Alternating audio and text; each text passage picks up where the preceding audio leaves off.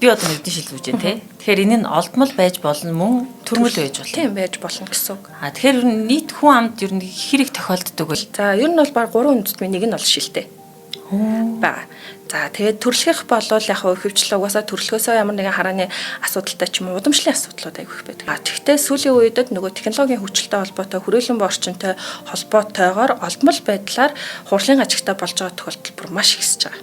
Тэгээд ялангуяа хүүхдүүдэд бүр маш их байгаа тийм. Тэгээ ер нь тэгэл 2050 он гэхэд дэлхийн нийт хүн амын ер нь бол 3-ны 1 нь бол шилний асуудалтай болно гэсэн баталгаатай судалгаанууд хүртэл тоо баримт гарч ирж байгаа. Яг нь шилний асуудалтай болно, шилний хэмжээ нэмэгдээд байна гэдэг чинь цаашдаа нүдний эрүүл мэндэд бол мэдээж сүрүүгээр давартай л да.